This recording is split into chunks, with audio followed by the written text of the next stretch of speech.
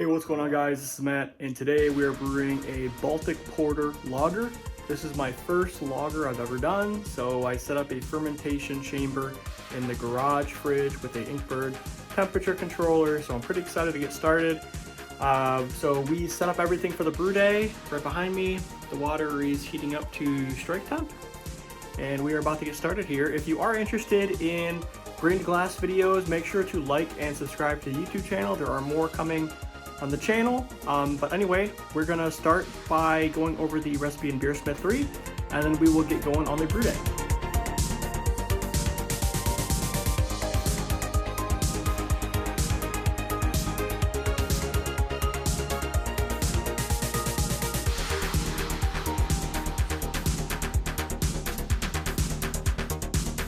So we're going to go over the Baltic Porter lager recipe in BeerSmith 3. I first designed this as a 5-gallon recipe, and then I reduced it using the scale recipe function in BeerSmith 3 to a 3-gallon batch. We're using a few different types of malts, 2 different types of hops, and we're using 2 packs of Bohemian Lager Yeast. For the malt bill, the Munich 1 will help add the red amber color, which is key in this style. But it also requires 2-row to help convert the other grains to the sugar that we'll need to for the yeast to ferment. So we're also pairing that with the Pilsner Malt bill. So that's going to be our main chunk of the malt bill. And then for the specialty malts, we're using Aromatic Malt, which should provide a clean malty flavor. Caramel 60, which is just caramel malt. And then the Carafa Special II is the high SRM, so that will provide the dark color that is key in the style as well.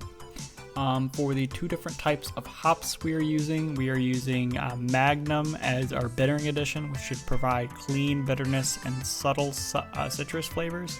And then the Styrian Goldings is an aroma hop that will provide earthy notes as well. For the water chemistry, this will be a balanced water profile with a high bicarbonate. For the yeast, like I mentioned before, we're using 2 packs of Bohemian Lager.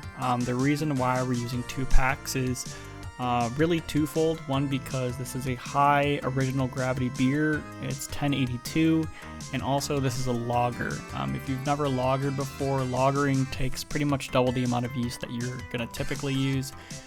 Because when you ferment in cold temperatures, the yeast is a lot slower to consume the sugar that it needs, so you typically need double the amount of yeast when you're doing lagering as well. So for the starter, this is pretty important to go over because it's such a high amount of yeast cells.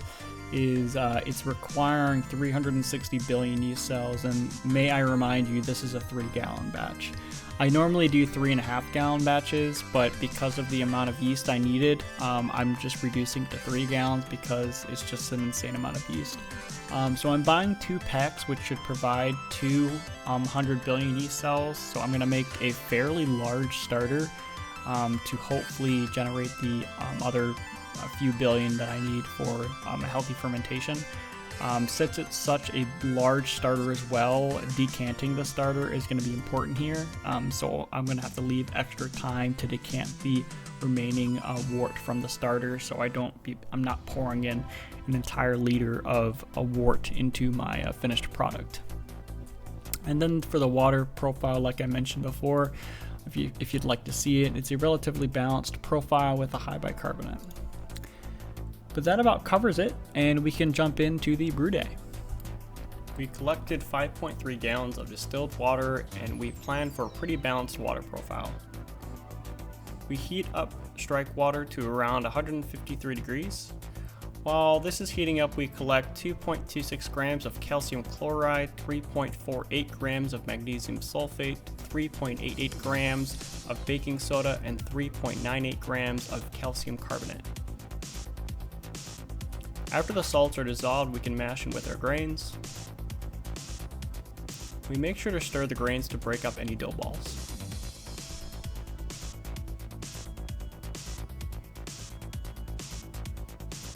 After around 15 minutes, we can take our pH reading. It's hard to tell with these pH strips, but it looks like it's close enough. After our 50-minute mash, we can start ramping up the temperature to 170 degrees for mash out.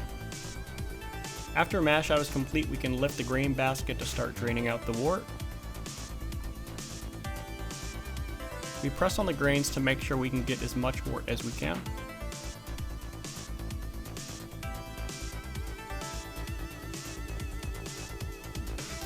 I forgot to calibrate the refractometer before brew day, so we had to use the hydrometer. I cooled the wort down to as much as I could and took a reading. This measured out to around 1048, which is under target by quite a bit. Our target was 1070. After brew day, I actually made the decision to buy a grain mill, as I'm sick of being so far off my gravity every single brew day. Once we hit boiling, we can add our Magnum hops, which is around 0.6 ounces. After 45 minutes, we can start running boiling wort through the line, chiller, and pump to help sanitize.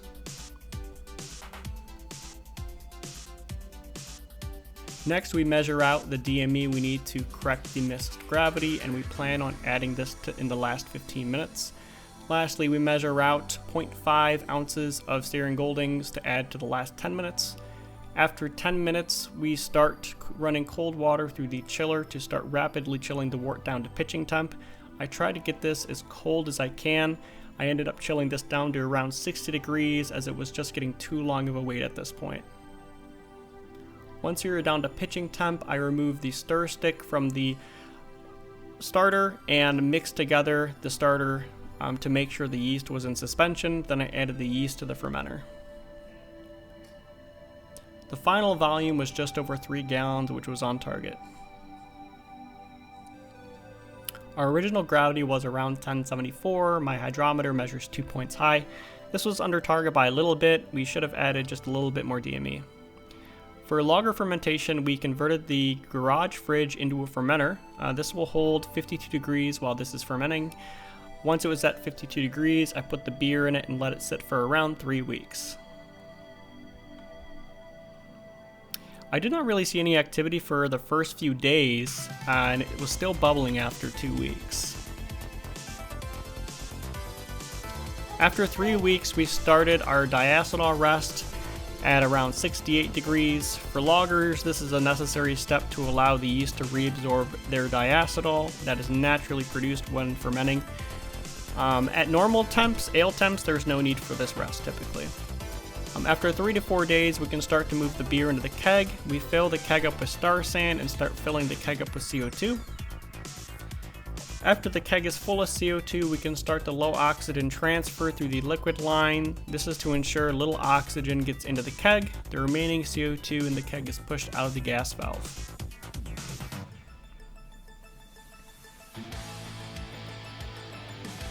Our final gravity measured out to around 1018, which is on target. It looks like the yeast starter did what it needed to do.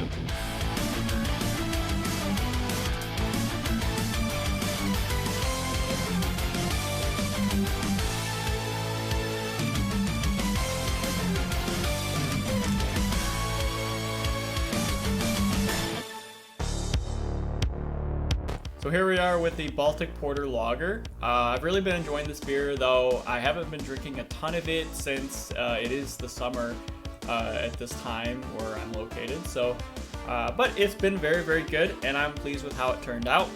I want to go over some brew day notes, and I do have some stuff written down, so bear with me while I kind of look down at my computer, because there's actually a lot I want to cover here, and then we'll go into the aroma, appearance, mouthfeel, and flavor. So, first of all, I had a really fun brew day. This is the first time I lagered anything, and I learned a lot of things on the way with lagering. Not only was this my first lager, but this was a very, very high OG lager, which presented a few challenges along the way, especially with my yeast cell count. So for a 3-gallon batch for this, as you may have noticed earlier in the video, it required 360 billion yeast cells for 3 gallons of it. So that's quite a bit of yeast cells, and the reason why is really twofold. One is that it's a high OG, so naturally you're going to need a lot of yeast to ferment that much sugar. And then the other component of this is that it's a lager, so this is going to be sitting at cold temperatures for a long time, so the yeast have to work extra hard in fermenting any type of lager beer.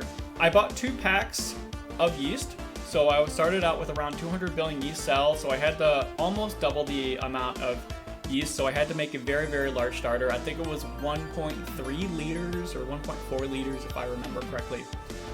So it was very big, so I also wanted to decant the starter as well. I needed to probably start on the starter much earlier than I did. I gave it 24 hours in the starter, and then I decanted it for another 24 hours, so I pretty much hit the bare minimum when it comes to a starter and then decanting, which I would have liked to maybe give the starter 2 days and then decanting 2 days in the fridge.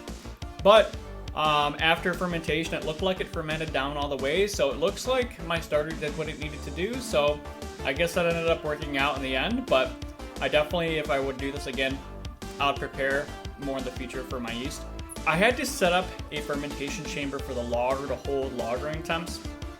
A lot of people use glycol chillers, but glycol chillers are very, very expensive. You can make DIY glycol chillers, which Homebrew for Life has a guide on that, which is one of my favorite homebrewing channels. But it's kind of something you gotta watch and set up, and you need some equipment to set that up. So I decided on just converting an old fridge into a fermentation chamber using an Inkbird. I think that's probably the easiest way to go. I mean, obviously you need a fridge laying around or a freezer laying around, but if you have one laying around in your garage, that is by far the easiest way to go and probably the cheapest route, because an Inkbird thermometer costs like 30 bucks, I think, or $35. So yeah. The other thing that concerned me was the diacetyl rest. With lagers, you want to do something called a diacetyl rest, and that's when you slowly increase the temperature back to ale temps during fermentation to help remove the diacetyl. If you're not familiar with diacetyl, a lot of people describe it as butter popcorn flavor or butter flavor.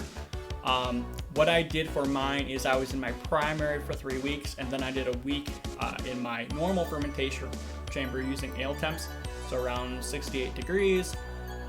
When I was doing some research, I saw that you actually want to start the diacetyl rest a little earlier. You want fermentation to still be active but slowing down when you start your diacetyl rest. And I believe when I started my diacetyl rest, I was pretty late in the fermentation, 3 weeks. I did not see any airlock activity.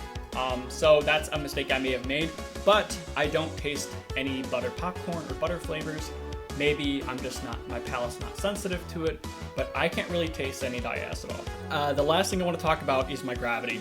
My gravity was way off. I don't know if it was my grain crush or what, but my gravity was way, way off. I've only ever seen that bad maybe one other time where it was so far off that it wasn't even close. So I had to add a ton of DME to get this back up to where it needed to be. So that is very annoying. So I'm not really sure what to do besides buy a grain mill. But that about covers it. Besides that, I like how the beer turned out, and I learned a lot from it as far as lagering goes. I don't know if I will be doing another lager anytime soon. Maybe it's something I'll do like once a year. I'll do a lager. I'd like to do like a light lager next time, just because I think it might be interesting. And I also didn't do the quote-unquote lagering phase in this beer. A lot of people do like an initial fermentation cold, then they do a diacetyl rest, and then they do a lagering phase. With the lagering phase, it's actually held at a cold temperature again, and it's held for a very long time to help the beer clear out. I did not do that. This beer was actually submitted for a competition, which I'll go over in the next few videos. So I did not have time to do a lagering phase, so I just skipped that part, and after doing some research, a lot of homebrewers actually skipped that part. So that about covers the brew day notes. We can go into aroma, appearance, mouthfeel, and flavor. We can go over appearance first. The appearance, it's going to be really hard to pick this up on camera, but it does have this really dark red tone to it, which is really, really cool. That is by design, and that's per style. But I really, really like the look of that. You can really see if you catch it in a light. If you look at a light bulb or something, it looks like a very dark red. So that's definitely cool to look through that. It also has a tan head. So The next thing we can do is aroma. So this is really sweet, like a rich sweetness. When I first tried this, it was so sweet that I had to go back in my notes to make sure that this fermented down all the way, because I was concerned that my yeast, I didn't produce enough yeast to ferment the high OG. And it being a lager, I know you need a lot of yeast, but I looked back at my notes and it did hit my target gravity. So it is supposed to be this sweet, but it has a definitely rich sweetness to it. There's a lot of caramel, toffee, raisins is another flavor, prunes, maybe a hint of chocolate as well. That's subtle though. And there's really no burnt smells or anything like that. Overall, there's a lot going on here with the aroma. There's a ton going on and it's very sweet. It smells great. Next we can go into mouthfeel. So this definitely has a medium to full body. It's very smooth. And it has, it definitely has like an alcohol warmth to it as well. It's really, really pleasant. Lastly is flavor. So the first thing you get hit with is that rich malty sweetness, dark, and a lot of malty flavor. You're picking up a lot of dry fruit esters and alcohol. Alcohol definitely, you can taste the warming sensation when you drink it. You do get somewhat of a roasted coffee flavor on the finish. It has very low bitterness that you can only pick up on the finish. You can't really taste it up front or at all. Yeah, it starts very sweet and then finishes semi-dry. But that about covers it. So I hope you enjoyed the video. I learned a lot from it and I hope you did too. Make sure to like and subscribe to the YouTube channel and make sure to comment down below. I read all the comments and I'm on YouTube all the time, so I'll get to your comment pretty quickly. But yeah, thanks again for watching guys, and I'll see you in the next one.